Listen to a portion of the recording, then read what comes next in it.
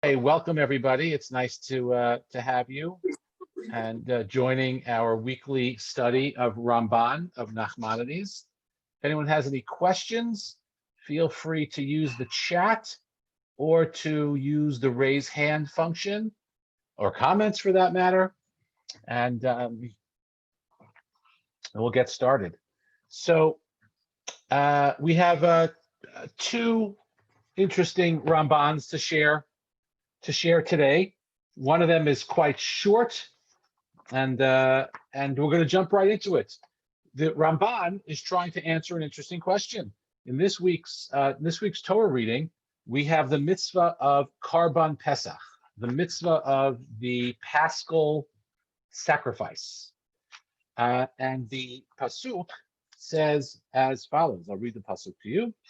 It says as follows: Dabaru el kol adat Yisrael, speak to the entire assembly of Israel, lemor, saying to them, be'esur lachodesh hazeh, on the 10th of this month, vayikchu lahem ish seh levet avot seh labayit. They shall take for themselves each man a lamb for each father's house, a lamb for the household. That's the verse. If you have a chumash in front of you and you want to look it up, it's Perek Yud Bet Pasuk Gimel, chapter 12, verse 3. And the Ramban is curious. Why a lamb? Presumably God could have chosen any animal to be used as the Karban Pesach, but God chose a lamb. And he wants to know why. And he actually attaches very interesting significance to it. So before I share the Ramban's answer, does anyone have a suggestion as to why God chose the lamb? I'm going to tell you it's not because it's tasty. Why the lamb? Is it because it's a mild animal and it's a kind animal? It won't kill another animal for food. Okay, so why is that important to you? Why is it important to use an animal like that for the Karban Pesach? To show people that to be kind. I don't know. Okay, great. That's true. Although there are, you could use the cow. A cow doesn't eat other animals for food. Yep. May I say something? Okay, but that's a beautiful answer. Sure, Elena, go ahead. Wasn't it because the Egyptians were considered the lambs like a deity? Okay, great. That's what the Ramban says. That's perfect. Let's read the Ramban inside. Excellent. Thank you. Great. Let me read the Ramban for you. Such a fascinating answer. Says the Ramban, Tam ha-mitzvah hazot, the reason for this commandment, ba'avur ki mazal taleh b'chodesh Nisan b'chocho hagadol. The reason for this commandment is because the constellation of the Taleh, which is Aries, is in the month of Nisan at its greatest strength. Kihu mazal hatzomeach, for it is the constellation that ascends at dawn in that month and thus rules the day. So the earth rotates and the 12 constellations rise one by one in intervals of about 2 hours, and they set in the west. And in the month of Nisan, the constellation of Aries rises at dawn. And so therefore, since it's one that rises at dawn, it rules the day. So the month of Nisan is, of course, the month of Pesach, the month of Triumph, the month of the Exodus from Egypt. And so that is the constant that's at its height. And therefore, therefore God commanded the Israelites to slaughter the lamb and to eat it.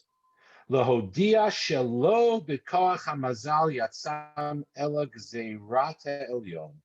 this was to make known that it was not by the power of the constellation, of this constellation, that the Jews departed from Mitzrayim, but God decided that it was time. And And according to the opinion of our sages, as Elena said, the Egyptians worshiped the lamb. This is a midrash in Shemot. Kol shekain shehodia b'mitzvah hazot she'eshpil Eloheihem b'kocham b'yoto b'ma'alah ha'elyona shelo. So all the more so is the reason for choosing the lamb to sacrifice is so God to make known through this commandment that he brought them out of Egypt and he brought down the Egyptians' God and the astrological forces. V'kach amru kichu lachem tzon v'shachatu Eloheihem. And so that's what the pasuk means, where they say, take a sheep for yourselves and slaughter the God of Egypt. So it was a show of force, once and for all. The Jews are leaving Mitzrayim, and the obligation is to, excellent, Nana, you have the text. I think we're using the same version. So God said that we're going to specifically use the ram because it represents, it is the God that was worshipped by the Egyptians, and so God is showing that their own God is helpless against God, so much so that we're going to slaughter it. This is, by the way, a common feature in Parshanut in explaining some of the plagues. The Nile was worshipped and it turned to blood. There was a god that had a frog head, and so the God brought the plague of frogs. The Ralbag adds that not only did we slaughter their god, but we ate it and we burned it with fire. It was burned on an open fire. And there's even a fire god, and the fire god was used to kill their god of the sheep. So there's a lot of discussion in the commentaries about all the various symbolism of God overcoming the gods of Egypt in order to bring about the redemption. And that is Ramban number one. It was not just it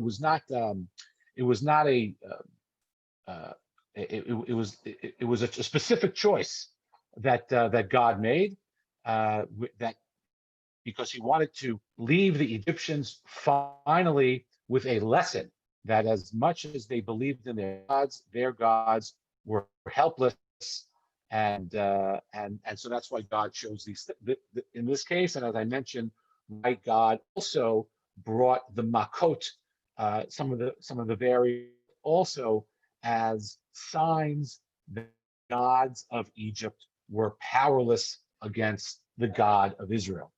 And okay, that's Ramban. That's Ramban number one. There's a general debate amongst commentaries how much symbolism we look for in things. So just for example, in a few weeks we're going to start reading about the building of the Mishkan and the clothing of the Kohanim. And so some commentaries believe that each and every aspect and each and every design element of the clothes of the Kohanim can be understood to teach us some symbolic meaning in each and every one of them. And other commentaries say, no, there's no specific meaning in each and every aspect of the clothing of the Kohanim, but God wanted to make sure that the Kohanim's clothing were regal and beautiful and impressive. And so that's why God commanded the various design elements. So, similarly here, we could have a similar discussion about which aspects of the makot are symbolic and which aspects were not. And were they all symbolic, or were they simply to punish the Egyptians or to make the Egyptians realize that they're powerless? But there was no specific reason why that plague was chosen, meaning God could have chosen another plague. Gabi did a project once with her students at Barron Academy called the alternative or the alternate plague project, where she asked her students to come up with some other type of plague. And so some suggested that the Egyptians couldn't stop sneezing. There are all sorts of interesting suggestions. And that project suggests that there was no specific reason why each plague was brought. God could have brought anything. So there are both ways to look at it, and the different commentaries look at it from different perspectives. Okay, that's Ramban number one. Let's now look at Ramban number two. This Ramban number two is a serious a serious theological contribution to a question of why bad things happen to good people. We're talking, the pasuk that we are talking about, we're still in chapter 12, pasuk 22, Chaf Bet, Neda, page 246. Okay, if you're, I'm assuming it's the same pagination.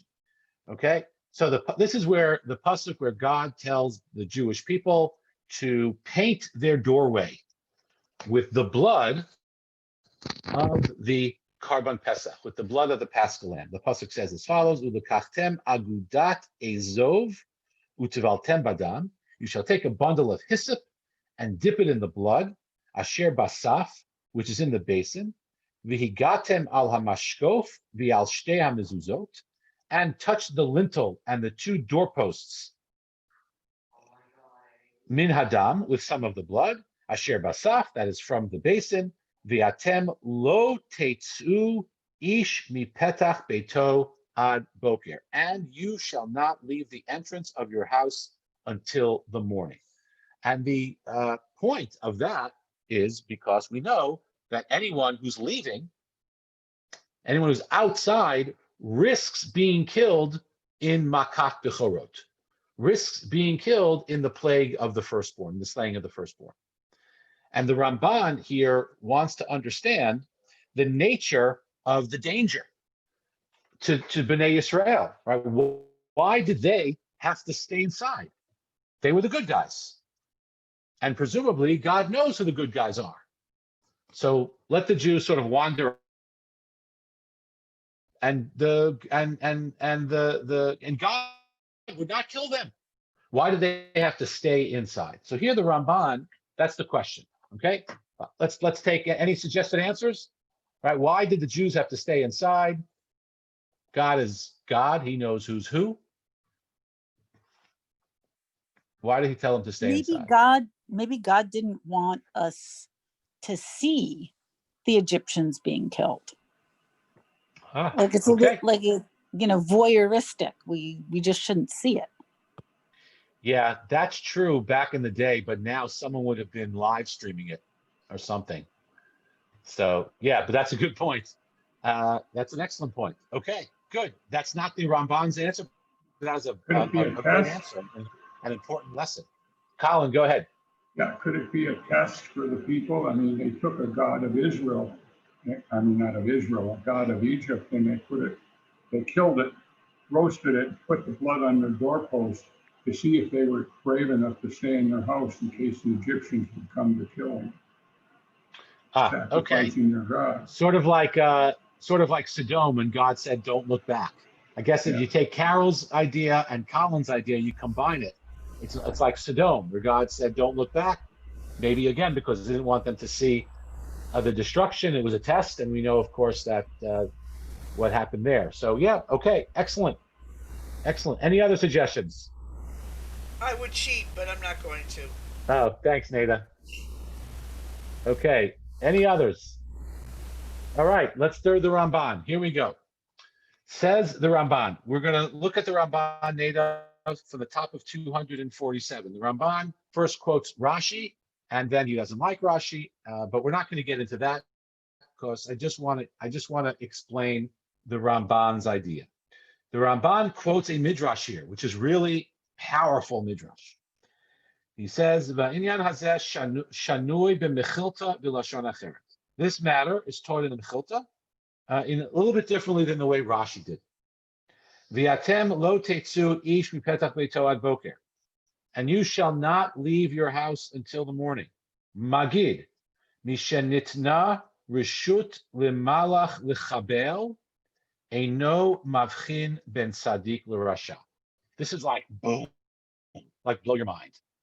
Once there's permission is given to cause harm, the angel who's causing harm does not distinguish between a righteous and an evil person.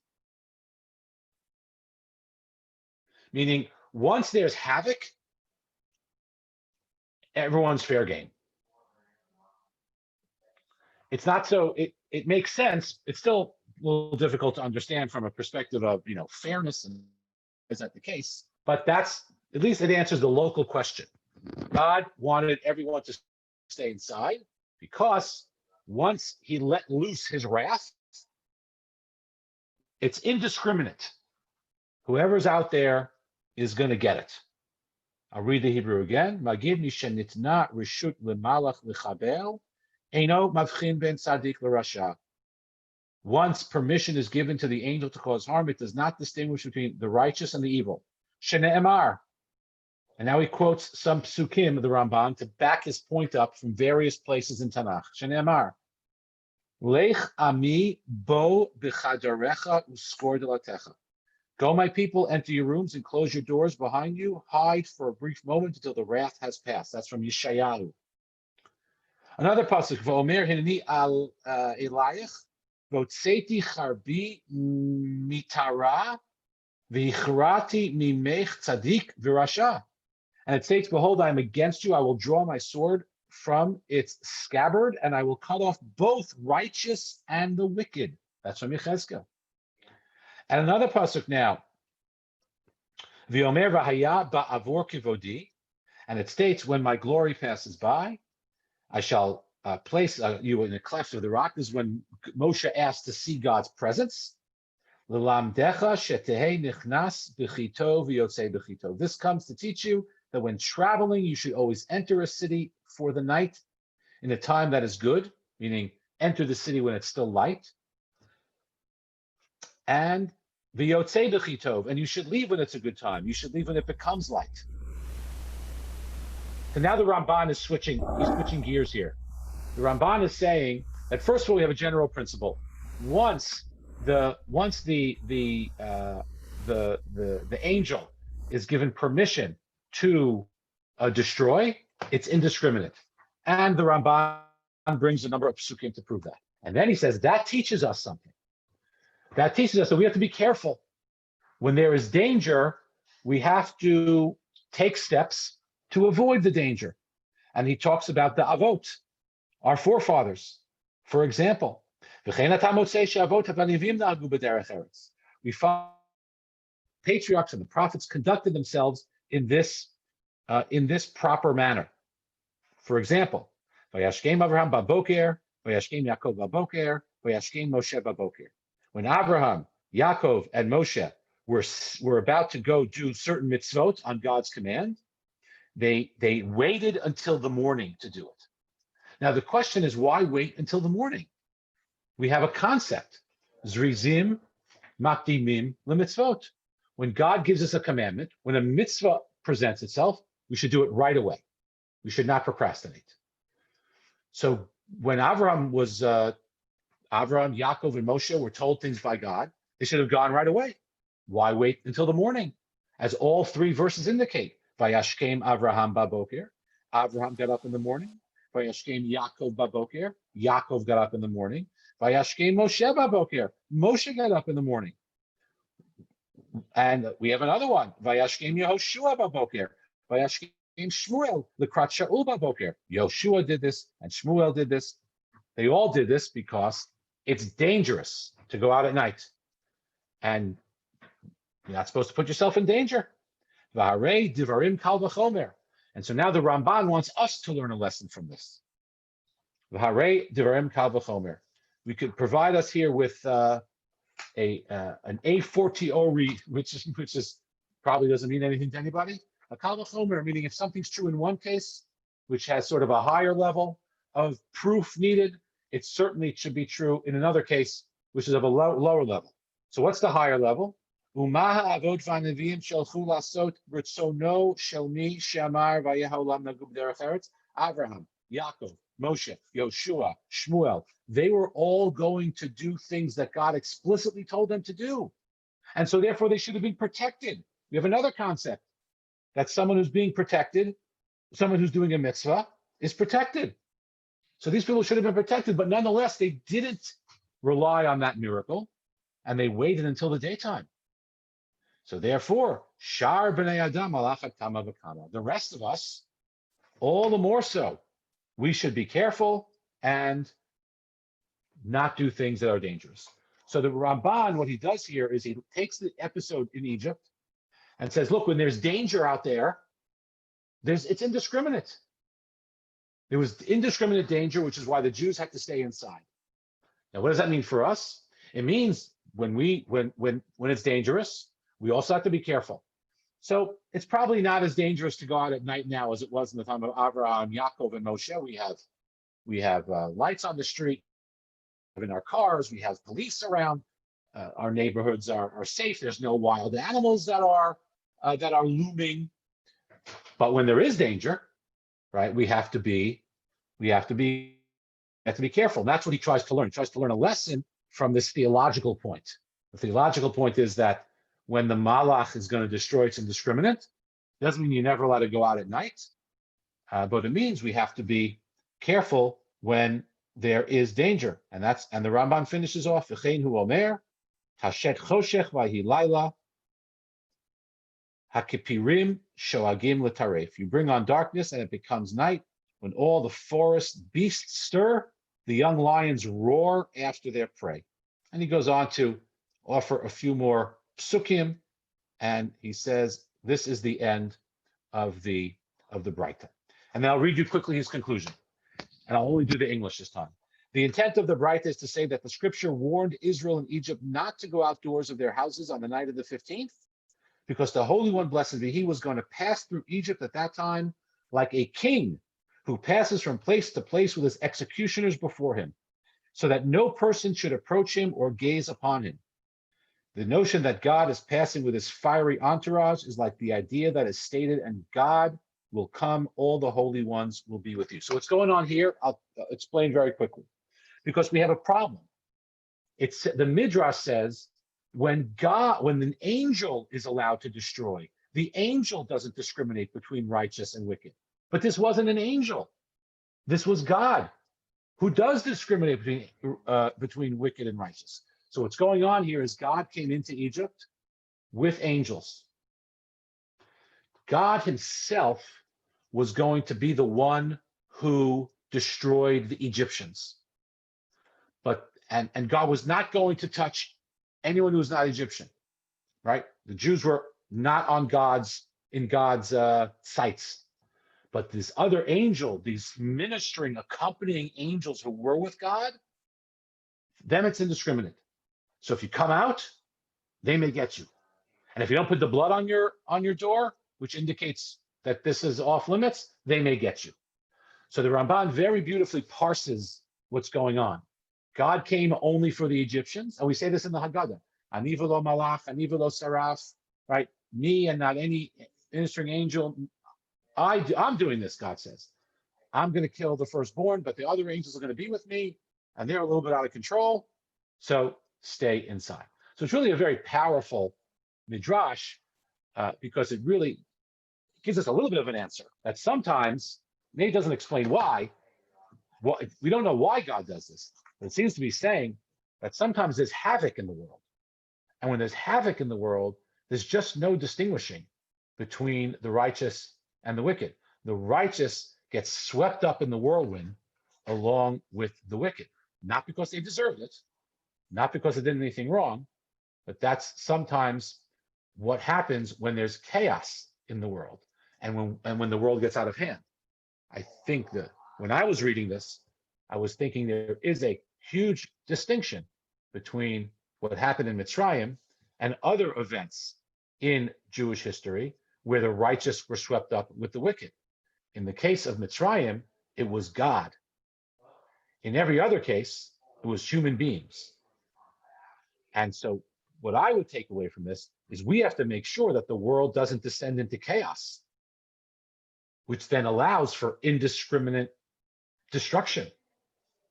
Right? It's up to us to exercise our political power, our influence, our religious influence, whatever influence we have, right, to make sure that the world does not descend into chaos. Because when it does, unfortunately, good people get swept up.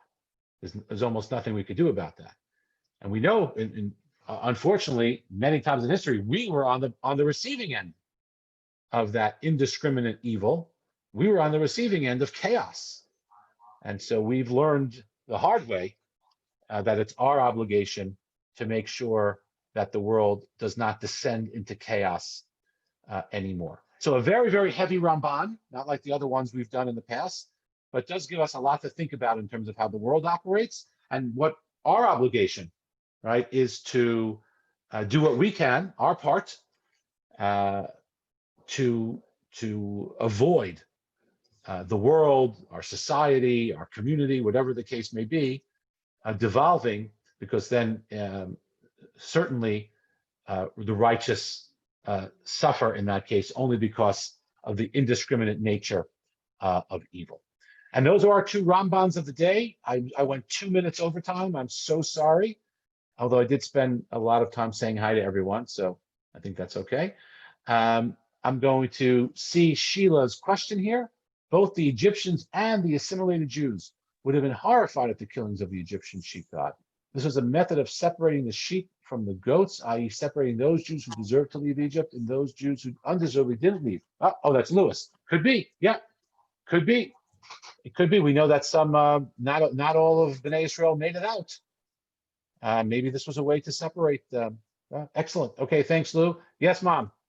Isn't it happening now with the pandemic? Good people are dying as well as bad people. I mean, you have the doctors and nurses and people that are helping people. Yeah, It's right in front of us. You're right. It is People right who in front of worked us. in hospitals for months get COVID and die. People who That's true. are helping people. So it's happening right now. Yeah, I didn't even think of that, how relevant this Ramban is. Thank you. That's true. It is. That's a perfect example that that very good people are being swept away. It's tragic. It's certainly Yay, Mom. it's certainly the in my lifetime, the most terrible period in terms of death and sickness, and we also see that there's a certain degree of unfairness because certain communities are less affected, certain communities that have better access to healthcare, certain communities that are affluent enough to live not so cramped and not so many people in one place, certain communities that just are healthier in general because of historic reasons, and many of those, are suffering more than others, and because it's indiscriminate. And well, in this case, maybe that's not indiscriminate. The people in certain circumstances are suffering the most. Yeah, that's a lot to think about with this. Thank you for mentioning it. Okay, everyone, thank you so much for joining. Always a pleasure to say hi to you folks on Thursday nights, and hope now you have some things hopefully to talk about with your family and friends on Shabbos or before Shabbos. And I hope to see you all soon. If there's, as always, if there is ever anything I can do for you, or you need anything, or have any questions, please let me know. The shul is still located at 9001 Green Willow, for those who forgot where it is. And as the train said, maybe they'll come back when they get their second vaccination, but everyone's got to do only what they're comfortable with. But whoever does come back, and whenever you come back, we'll be overjoyed to see you. Okay, my dear friends, Shabbat Shalom. See you soon. Shabbat Shalom. Bye-bye. Thank you, Rabbi. Shabbat Shalom. Thank you. Bye. Thank you. Bye, everybody. Good night. Bye.